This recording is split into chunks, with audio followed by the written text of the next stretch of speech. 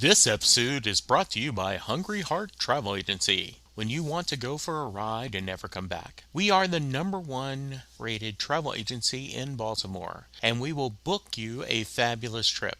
We can plan a gambling trip to Atlantic City, a romantic rendezvous in Kingstown, or if you want, a New York serenade. Call 469-249-2442 to get more information. Remember, Hungry Heart Travel Agency. Lay down your money and we will do our part. Two records I got as a kid, and I got them as presents because I got a record player, plastic record player. You barely put a 12-inch LP on it. But my first two records was Rolling Stones, Aftermath, and Loving Spoonful. Those are the first two records I got. Now, the first record I bought with my own money was Jimi Hendrix, Are You Experienced?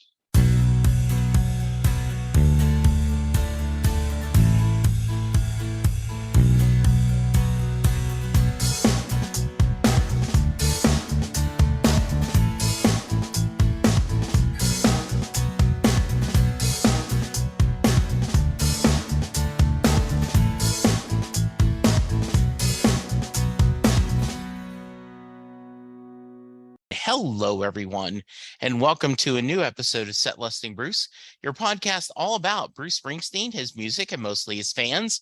I am your host, Jesse Jackson, and we're getting off the Bruce train a little bit today, though I'm sure he will come up. And I am doing one of my favorite discussions, a fellow DFW. So even though we are in the same city, we are talking via the miracle of internet. Bill, welcome to the show.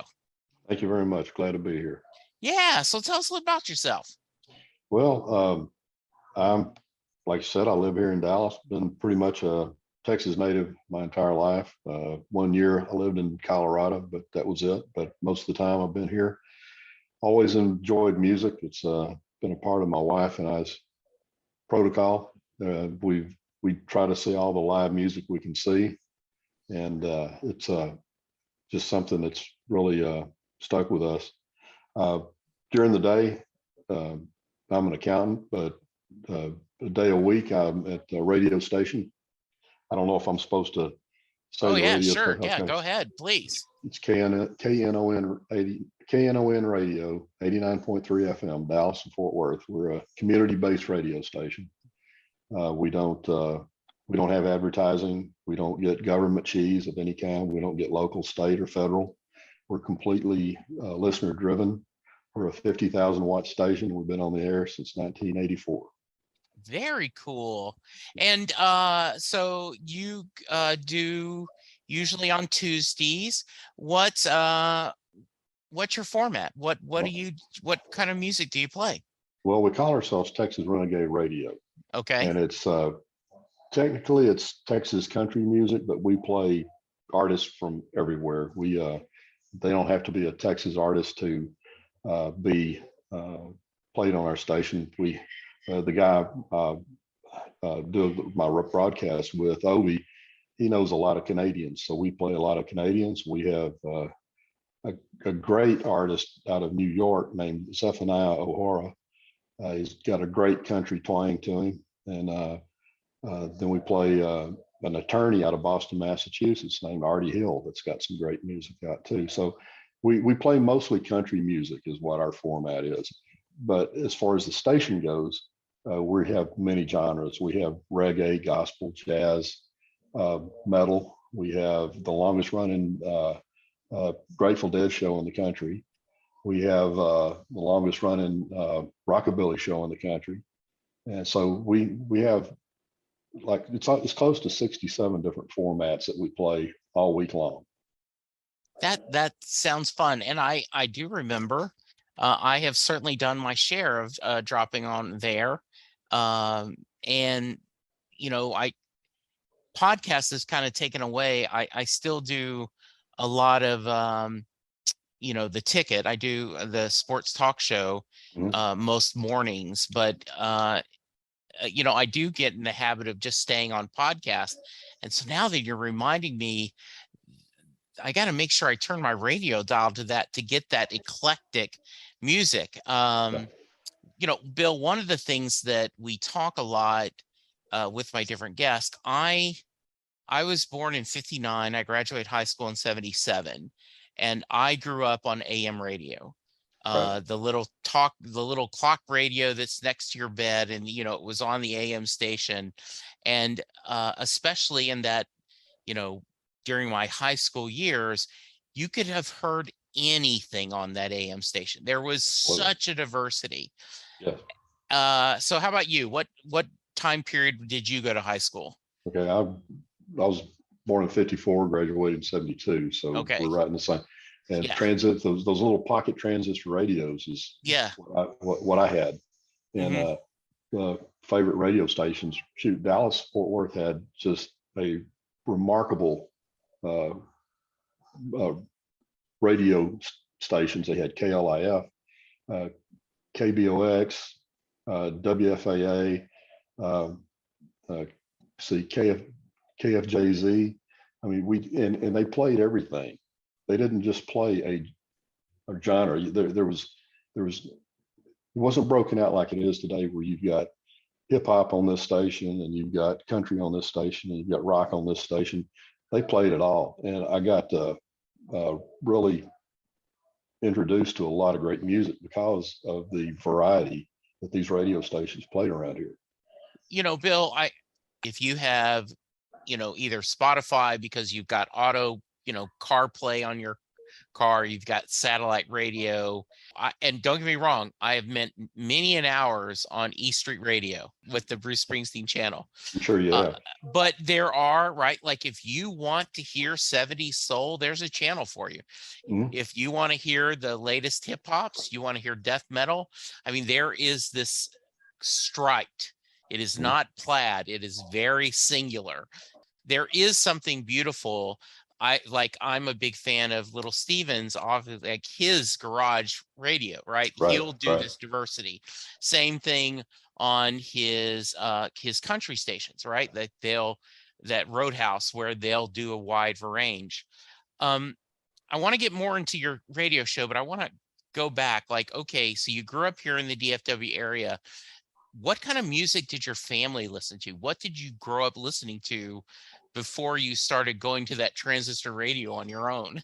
Well, my mother was a big fan of Dean Martin and Frank Sinatra and Engelbert Humperdinck. So we had those records around, Mantovani, different things like that. My sister was a fantastic piano player. She's about 12 years older than me, but she was always playing music, and we'd play the piano together. I never was as good as her, never got very good at all, but that was kind of the music we had in our house. My dad apparently was a real good singer. He passed away before I really got to know him. And I had an uncle who was a composer and arranger for a orchestra out of Pennsylvania called Fred Waring and his Pennsylvanians. And he had his own record publishing company called Cherokee Publishing. And oddly enough, he to be such a talented arranger, he was from Durant, Oklahoma, which thought was kind of interesting. I've lost your audio. Because I'm being a polite listener and muting myself and then forget to unmute. Okay. Yeah. Did you go through a phase? Because often when I'm talking to people, they'll go through a phase where they want to rebel against their parents' music. They want to find their own music. And later, when they become an adult, they kind of realize what they were listening to is actually pretty good. Yeah. So how about you? Did you go through a little bit of a rebel stage, or? Not necessarily with my mother's music and stuff, but my sister was a big Elvis Presley fan. Okay. Huge Elvis Presley fan. And his music just grated on my nerves when I was younger. And okay. I would, no, this is terrible to say, but I'd sneak out back and I'd take some of the 45s and throw them up against the house and break them. Bill, you're a rebel. What can I say? Yeah. But now I wish I had all that back, because she had some, and she took them with her, what she had left. She had some really good albums of Elvis Presley's, but that's really about the only rebel thing I ever did. And my guilt has remained with me since I was a kid too. When you started getting high school age, this was, kind of early 70s. What kind of music were you listening to then? What you already talked a little about. I know KLIF was a top 40 beast in that market. So how about that time? What kind of music were you listening to? The first two records I got as a kid, and I got them as presents because I got a record player and plastic record player. You barely put a 12-inch LP on it, and it was that big. But my first two records was Rolling Stones, Aftermath, and Loving Spoonful. Those are the first two records I got. Now, the first record I bought with my own money was Jimi Hendrix, Are You Experienced? And I thought that was pretty cool because I, with my own money, bought a Jimi Hendrix record. So the things that influenced me then were Cream, Creedence Clearwater. I was a big fan of Procol Harum, Moody Blues. Then I fell into the Buffalo Springfield, and that's where I really took my tangent because it made me realize, following them, going from Neil Young and Stephen Stills and Buffalo Springfield to Poco, I realized how much I really liked country music. And but then we came upon the progressive country stage, which was Michael Martin Murphy, Robert Earl King came on a little bit later, but Ray Wiley Hubbard, Jerry Jeff Walker, and I've kind of stayed with that genre of music since. You're muted. What I love is, there is Americana has been, a new kind of fun label that they're giving, for what my parents grew up. I grew up listening to country music all the time. I tell this story, and it's not exaggeration. My cousins in Ohio could not believe that I, in like 1968, 1969, could not name all four Beatles because, we were listening to Merle Haggard and Right. Johnny Cash and Charlie Rich and Glenn Campbell. That was the only thing that was on our, car radio was, as the old Blues Brother joke, we listened to both kinds of music, country and Western. And so I have a lot of affection with that. And in fact, when we watched the Ken Burns country music documentary, it brought so much happy memories back to me of listening to that music. So while you certainly sounds like you have an affection for, rock and roll and rock, but something about country spoke to you? Yes. It's kind of odd because I never thought I'd like country music. I was Led Zeppelin was great to me. I was trying to think of, going back, Humble Pie, Leon Russell, Joe Cocker, people like that. But when I made the changeover, there was a period of time that I didn't listen to a whole lot of music. We were raising our kids, and I just didn't fit in at that moment. But when we lived in Colorado, we had some pretty good radio stations up there too. And on Sunday nights, we'd sit around and we'd listen to a bluegrass show out of Denver, and it was just really, really good. And I didn't get to go that night. I was staying home with our youngest son, but my wife took our oldest son. He was only 5 at the time, to see Ricky Skaggs and the Whites. Okay. Well, the Whites happened to be from Wichita Falls here in Texas. And Buck White, Sharon White, I can't think of the other girl's name, but that's kind of where we dug our heels in and said, this is really what we want to listen to. And then our kids, as they were growing up, they were both into music. Both our sons have been in bands, and they're both musically talented. And they started getting us listening to Steve Earle and Towns Van Zandt, Guy Clark, people like that. And that is where we've kind of just stuck. Not, I don't mean that in a bad way. No, I mean, I understand. that's just Yeah. the genre of music that we really, really like. Fan of Jason Isbell? Yeah, I like Jason Isbell, especially like him since he's been without the drive-by truckers. It was drive-by truckers. Yeah. Yeah, exactly. And, yeah. But yeah, I like a lot of his work. And plus, he's written some songs with one of our favorite singer-songwriters, Kim Ritchie. Mhm. And Kim Ritchie, we stalk her. Anytime she's near, we go see her. Mhm. I'm sure same way with you and Bruce. I'm sure Yeah. if Yeah. he's close, you're gonna be there. Yeah, absolutely. I'm another. In fact, I was just there at House of Blues. John Hyatt is another one Yeah. of my favorite musicians. Yeah, and we play him on KNON too. Matter of fact, he gets played at least once a week by one of the DJs during our format. So Yeah. yeah, John's just a great artist.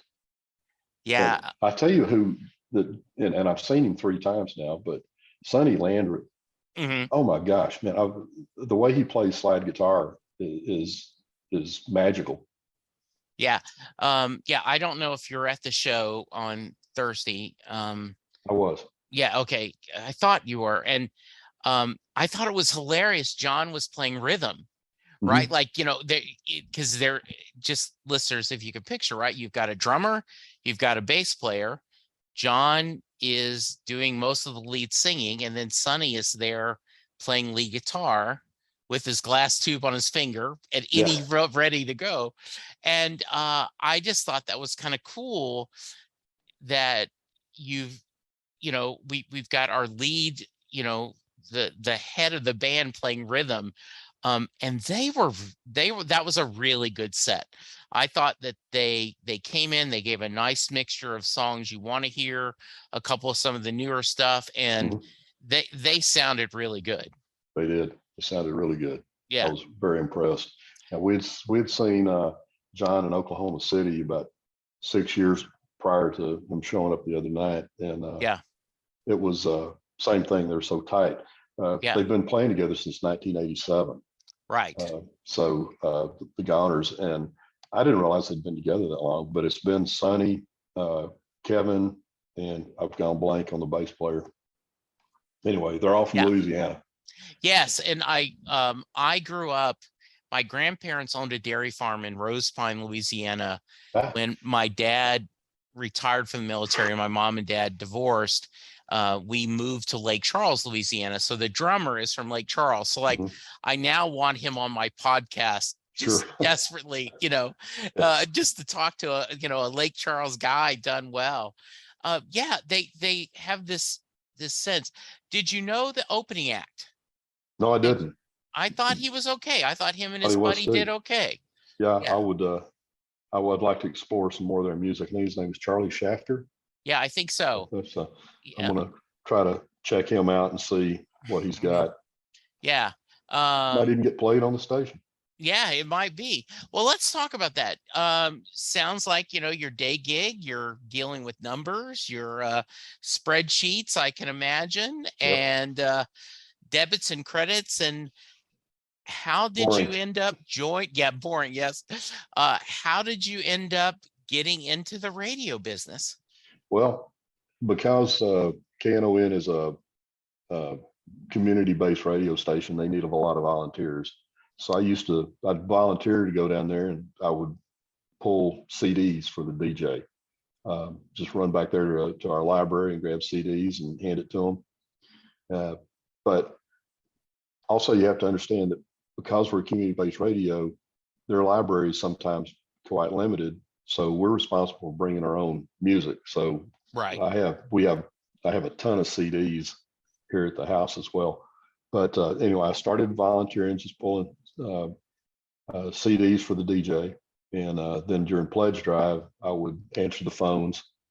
And then one day they just said, "Hey, would you like to substitute for a guy that's going to be out sick?" And I was scared to death. And so I substituted, and thank goodness a friend of mine who was a DJ down there, he does the Cajun Zydeco show. He stuck around and helped me out, and it went tolerably well. And then the next thing I know, after I substitute DJ'd for about 3 years, they asked me if I'd help take over. They asked me to take a show, but due to work constraints, I couldn't. And so a friend of mine that was doing the Tuesday shows wanted some help. He wanted to be able to divide his time. He'd been there 17 years and was getting kind of tired of playing the whole show. So he takes an hour and I take an hour every week. We split them 20-minute sets. He may start it out. I'll do, 1-3-5, and he'll do 2-4-6 or whatever. And so that's how I ended up doing a radio show, and it's been a blast. I mean, it's my solace during the week, knowing it's my break from what I do on a regular basis. Yeah. Do you do it remotely? Do you go to the We go to the station. We go to the station. Yeah. How during lockdown, how were you guys coping with that? Well, we were on the air the whole time. Okay. We were considered necessary personnel, and we even carried a letter in our cars that said, by order of whoever, that we were allowed to be out and take care of that. We did a remarkable job of sanitizing the studio. Everything was wiped down. We wore masks. We took every precaution that you could. And during COVID, nobody got sick. We didn't have any DJs. Yeah. Let me put it this way. If they got sick, they didn't admit it. Okay. Fair enough. Fair enough. But we stayed on the air 24/7. Nobody had to miss a show. That's nice. The only time we've been down that I remember was 4 years ago, that tornado that hit North Dallas. Sure. It took out our studio completely. Oh, and, wow. Yeah, I mean, it just tore it to shreds. And within 36 hours, we were broadcasting from the tower in Cedar Hill in what we call the bunker. And it was just this small little place, and we had this small little board that we were using to mix songs, and we had 4 CD players, and that's how we got by. But we were only off the air 36 hours. I thought that was pretty remarkable, since it was such a devastating tornado. Oh yeah, absolutely. So how do you put together your set? Talk to me a little bit about, is it what you're feeling? Do you just kind of go through the process with me? Some of it's how I'm feeling. Some of it's like I'll get an idea. Maybe I want to do a set about trains, and then I'll get on the internet and start looking at train songs. And I'll find a bunch of train songs, and that's what I'll play. Not maybe the whole hour, but I'll put a set or two together. We do something kind of special every year. We do a Guy Clark special where we play nothing but Guy Clark music. That'll be coming up here in October. We've done Merle Haggard. We've done just a silly show where we just pull together stupid music. Yeah. But I do listen to Spotify and different other iTunes. And if I hear somebody I really like, I'll take note of their name and start listening to him. I found a guy here in Dallas named Seth Jones that I've been pretty impressed with. So I saw him on Spotify. I went over to a brewery where he was playing, saw him there, and had a great band. And I met a couple other guys out of Nashville named Will Payne Harrison and Matt Moran. And so I've been playing their music. And but a lot of the newer people I'm finding are because of Spotify and also word of mouth. If our kids go and see somebody that they like, they'll bring back a record or something from them. Found Gabe Lee like that, Aaron Enderlin like that, Sarah Shook of the Destroyers. It's been kind of fun branching out from what I normally do, but a lot of times I'll just get an idea, or it'll be a feeling that morning, and I want to, well, not that morning, or prior to that morning, and I'll put a show together based on that. Who Is there artists that you consistently go back to, not just necessarily playing on the show, but stay in your rotation? Either CDs or musicians that you kind of are stay in a pretty constant rotation that you're going to listen to. Yeah. Buddy Miller, Jim Lauderdale, Kim Ritchie, Gretchen Peters, John Hyatt, let's see, Dale Watson, the Derailers, and then some of the older guys. I play a lot of Merle Haggard. I love Merle and Johnny Cash and Willie Whalen and Johnny and the Highwaymen. They're going to be in our rotation always. Yeah.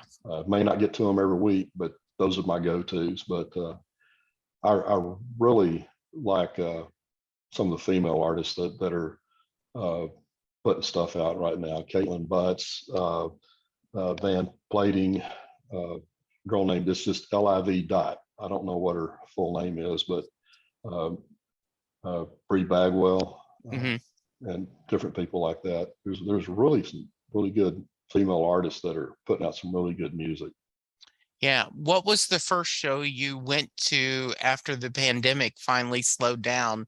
Because if you were like me, I was itching for live music. I had had tickets to see Lily Hyatt, John's daughter. Oh yeah. I had Eagle tickets. I had all kinds of tickets that I was going to go, and then it just stopped dead. And we were Sarah Hickman was at Poor David's Pub, right, and it was the first show we had seen since the pandemic.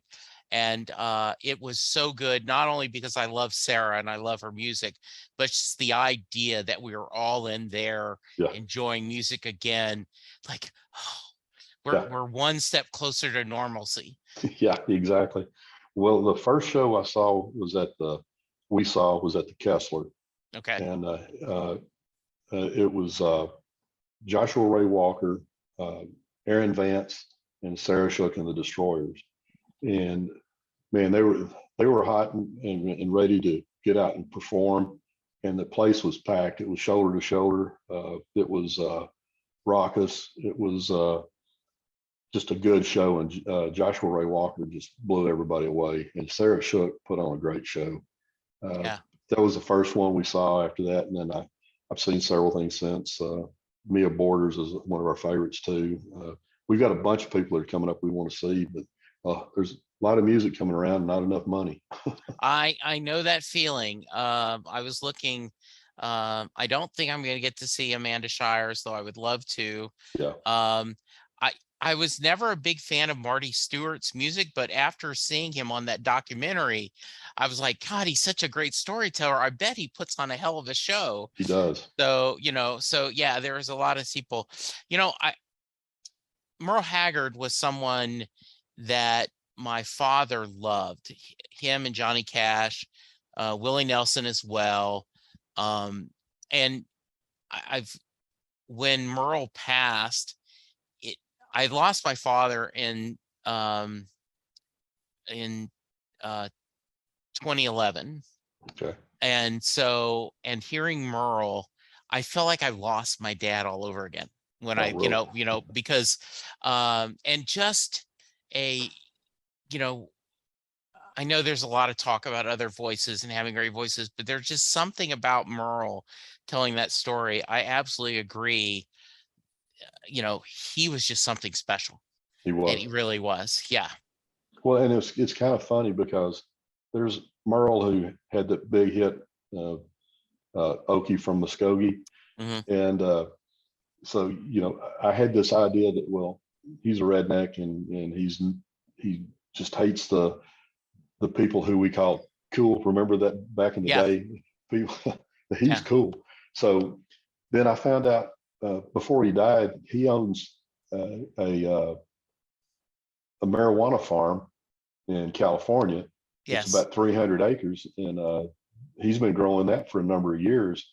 And so I thought that was interesting. Here we go from we don't smoke marijuana, and then he and Willie kind of sensational. No, I would say so, not sensationalized it, but Yeah. they made it a little more respectable, I guess. I don't know if Yeah. that's it, but yeah, but him telling his stories, it's just a comforting voice, and his band was always good, and he was always an interesting interview too.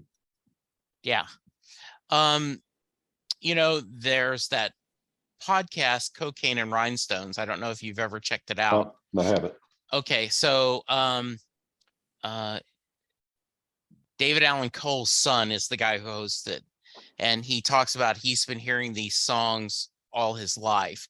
And there is an episode he does talking about Okie from Muskogee. Okay. And I won't spoil it, but it is worth listening to because he goes in the history of what Okie meant.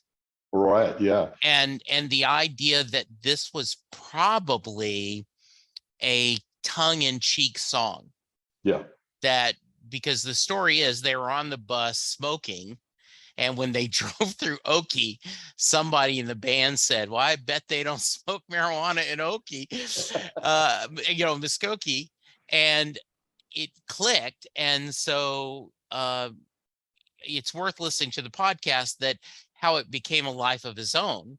And as a songwriter, that what you mean to write and what the audience hears is not always in the same, bucket. Right. That, Exactly. sometimes the audience takes the song on their own and it becomes something you didn't. So yes, I do think it is hilarious.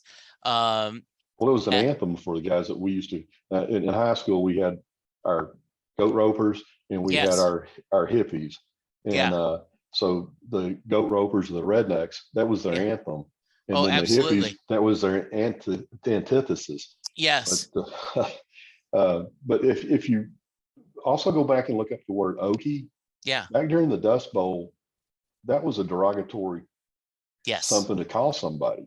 Yes. If you were moving from anywhere west of the east of the Rockies and you're coming into California, Okies was not a good term. It was a racial Yes. term back at that time. So it's got Yeah. an interesting history. It is, and the podcast goes into that, so I really recommend it. You will, as much as you love music, I think you will love his stories because he does tell a lot of great stories about, Loretta Lynn and Tom T. Hall and a lot of different things that are really good. So what's next? What are you what are your next musical goals? What are you wanting to do with the show? Or you just want to keep having fun? Well, I haven't thought beyond what we're doing right now because it's just become a part of my life, and Yeah. I like it so well. I mean, I feel like we're a voice of reason, not necessarily talking politics or anything like that, but we're being able to put songs out there for people to listen to and not think about the things that are going on in the news. Yeah. And so I'm happy doing what we're doing. If something came out of it, that'd be great, but I'm not expecting it because I just love what I'm doing. Yeah. I make a joke all the time that I'm a blueberry in a very strawberry state. And it is just at times, I'll tell you the story, right? Like, the former, governor of New Jersey, is a huge Roger Staubach fan, right? Yeah. And he also is a huge Springsteen fan. And so I was like, hey, I'd love to have him on the show. Sure. And a couple people said, well, I won't listen to that episode. And I'm like, I'm just going to talk to Governor Christie about, Christie, I'm going to talk to him about music and Roger Staubach, right? Like, we're not going to get into politics. So I'm good for you, trying to get people's minds off of it, enjoying and just having some fun. So Bill, you talked about how much you love seeing live music. Are a couple of shows that, do you have some fun stories about or some memorable moments where you might want to share? Yeah. I remember one time, this must have been about 75 or 76. My wife and I were over in Tarrant County Convention Center. We saw Jethro Tull. Okay. And all of a sudden we hear this commotion, and I look around and there's a guy jumping from the balcony down to the floor because the police were chasing him because he had lit up a joint. Okay. And when he jumped down there, it was like a whole tactical squad tackled him and took him out of the place. So, I mean, that was just one of the memories I had. Uh, uh, we went to see Little Feat at the McFarland Auditorium when Lowell George was still alive. Yeah. And they opened for Van Morrison, and we really bought the tickets to go see Van Morrison. I didn't know who Little Feat was. And Little Feat just blew me away. And I'm glad they did, because Van Morrison was the worst concert I've ever seen in my entire life. It was terrible, but we became huge Little Feat fan, and I've been a fan ever since. Yeah. I saw them in Dallas at the Majestic Theater when they came through here a few months ago, and that was a wonderful show. Sadly, there's a lot of them gone now, but it was still a great show. Yeah. I love going to shows at the Kessler. Yeah. I think it's a great venue. It is probably the best listening room as far as I'm concerned in North Texas. Yeah, I think so too. It's, they do a great job. They book some great entertainment there. Back in the day, we used to drive to Fort Worth to J&J Blues Bar. Oh yeah, I've been there. Miss Molly and the Passions or Miss Molly and the Whips would play there. Yeah. A couple other people, across from the Pound. I mean, just the first time you go, you're like, where are we going to? I know, man. I felt like I was going somewhere I was going to get mugged before I got out of the car. It was really a pretty safe place. It was really safe, but it was really good shows. Did many of a show on Caravan of Dreams. I thought that I was so sad when they closed. Caravan of Dreams. I saw Hyatt there once. We saw Sarah many times. So really good. Are there other local bands that you could tell my audience that they might want to check out, because you've already mentioned you've done a couple of name drops, but are there other people maybe that are in that Americana, country music that you really would say, hey, you should check this out? Yeah. A guy out of Tyler, Texas named Jake Penrod. Okay. He is almost a Hank Williams protege. I mean, he's got very much the look, the sound. Gabe Lee, I've already mentioned his name once. Yeah. Jake Hooker, that's out of Sherman, I believe. Okay. Let's see, somebody else local. Of course, Max Stalling. Are you familiar with him? No, I'm not. Okay. Max is a local guy, and he and his wife Heather, they play around Dallas, Fort Worth all the time. They're great. You need to catch them. Shoot, I know I'm leaving out people, but like I've checked out George Dunham and the Bird Dogs because of the talk show, right? And I still am, when we back in 86, 87, before we had the kid, my son was born in 89. We were going through, we would go through to Deep Ellum and hear a lot of bands, and we discovered Brave Combo. And it is hard to explain to someone that's never been to a Brave Combo show how bizarre yet how talented those guys are at doing rock and roll polka, know. And I was at I can't remember what bar it was. It was here in Dallas, and there's these 5 guys hanging around talking at the bar, and I literally thought one of them was a homeless person. Yeah. And then when the band started, he was playing saxophone for Brave Combo. Jeffrey, yes. Yeah. And I felt bad that I made that analogy, that observation. It was not a good observation, but they're really good. Yeah, they are.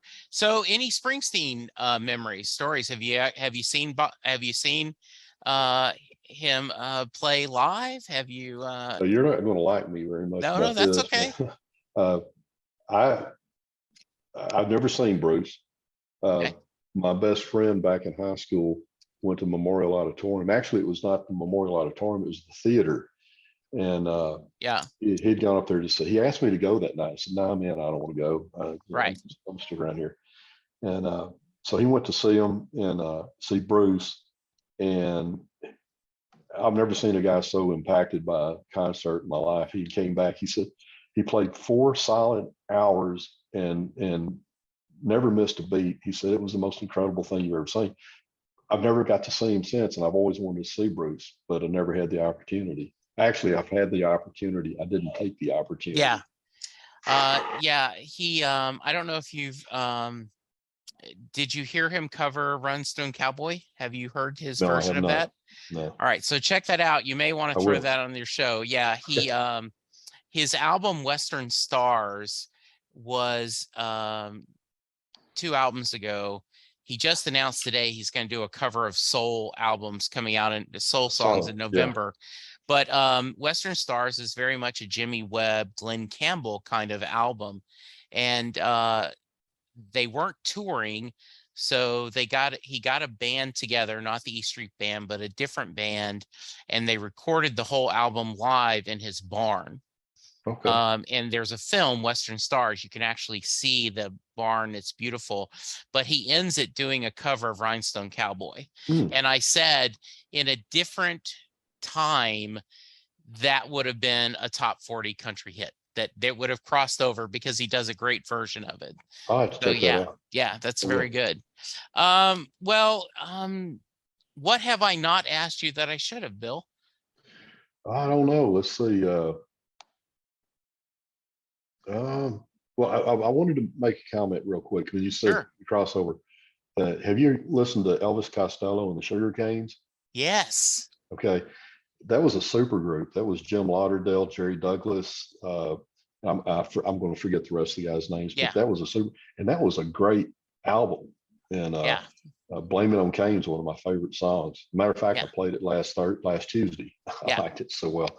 Yeah. But let's see. Now I think we've pretty much covered. Yeah. Well, and speaking of supergroups like Little Village, um, with Ry Cruder and John Hyatt, Nick Yes. Lowe, it's funny because they were the band on Bring the Family, and you would think, when they did an album together, you would have thought there'd be lightning again, and it just for some reason didn't. Yeah. But yeah, I've forgotten all about that. I got to write this down. yeah. Little Village, it had Nick Lowe on bass and vocals, Jim Keltner on drums, Hyatt on guitar, and Ry Cooder on guitar and vocal. Wow. And so they only released one album. It's a great album. It just didn't click, So yeah, one of my other podcasts we do with a bunch of guys here in Dallas is we will pick a subject and we'll say, like, okay, how many actually good songs would the average fan do of the Beach Boys or something? And one of my buddies says, we should do a thing of how many true great super groups have there been? Like when you get all these stars together and build a band, how many have actually been, greater than the sum of their parts? Like the Traveling Wilburys, right? Like that. Each individually it was amazing, and then together they were able to do something pretty special. So yeah, I thanks for that reminder. I made a note about that too. Yeah, so I this has been great. Thank you. I now am going to have to remember to switch over to the radio on Tuesdays and listen to you. I'm excited about hearing some things. Before I let you go, though, I ask everyone the Mary question. So if you're a fan of Bill's and you're checking out this podcast, first, thank you. I appreciate it. He has made you proud. But Jay Armstrong is an honors English teacher, recently retired in the Philadelphia area. And he would have his seniors break apart the song Thunder Road. They would look at the lyrics, they would look at the theme, the music that Bruce uses, and then would ask the question, does Mary get in the car? So Bill, that was your homework. So did Mary get in the car at the end of Thunder Road? No. Okay. She stayed at home, and here's why. I grew up in a small town. All right. And I know all those people he's singing about. I know every one of them. And the real popular girl, as Mary was, based on her prom gown being tattered and on the floor, she stayed there because she couldn't leave her connections. I like that. I like that answer a lot. So that's what, she did not get in the car. She stayed in Podunk, wherever, and Bruce went on his way and to his fame. There you go. I love that. If someone wants to reach you, what's the best way? All right. You can get me at, I'm on Twitter. It's Bucolic Bill, Bucolic Bill. And that's my Twitter handle. And you can get me at Bucolic Bill, KNON @gmail.com. Okay. And if you want to listen to the radio station, it's knon.org or KNON 89.3 FM. You can get us on any computer. We've got Warp Radio. We also stream the shows for 2 weeks after the show's over with. And shoot, if you're listening, jump on to, because I'm on 4 to 6 Central Standard Time, Central Daylight Time right now. And there's a little button up there that says message the host. So you can click on it. I can't answer it, but if you send a message and you got a request, we'll try to get it on. Just message the host. So we're recording at the end of September. This will probably go out toward the end of October. So listeners, I would love for Bill, like the first part of November, to go, holy crap, where did all these, why is everyone asking for a Bruce Springsteen song or a Jason Isbell song? That sounds great. Bill, we will have to find a time to meet in person and share a beverage. I could talk to you all night. This was a blast. Thank you so much for jumping on and visiting with me. Any final thoughts you want to share? Well, the only thought I've got is how do I need to tell my friends how to view this, because Okay. I want to go back, because you caught me at something I'm not familiar with. This is the first podcast I've ever done, and I've never listened to a podcast. Okay. So how do I get to your podcast? I will send you a link. Okay. There is a couple ways to do this through any podcast player, even on Amazon Music. I'll send you some different places to go. I take some episodes and I put them on YouTube. I don't do usually the whole episodes. What I've been doing lately is taking the answer to the Mary question, snipping just that little video and putting it on YouTube as a little sample. But yeah, we'll finish recording and I'll kind of show you. I'll send you a link on how you can listen to them. Okay. Okay. And if you want to say, we have also Facebook presence. It's Texas Renegade Radio on Facebook, and people check that out, because just some information about the shows. That sounds great. All right, listeners, go talk to your doctor, get vaccinated, and let's all be kind to each other, because that's how we're going to get through that. Thank you, Bill. Thank you, listeners. We'll talk to you soon. Doing a podcast at times can be a one-way conversation, and I hate that. So please let me know what you like and don't like about the work I'm doing. You can reach the podcast via email at setlistingbruce@gmail.com. The show is on Twitter at setlistingbruce, and my personal Twitter is at JesseJacksonDFW. You can support the podcast by subscribing via your favorite podcast player and leaving us a review. The more reviews we have, the easier it is for people to find us. And please tell a friend about the podcast, especially if they love Bruce or music, because it will make a difference.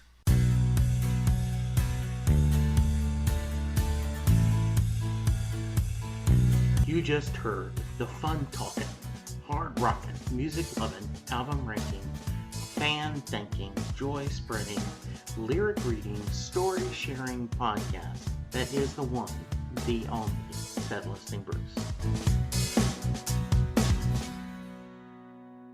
The theme for Set Listing Bruce was written by David Rosen, used by permission.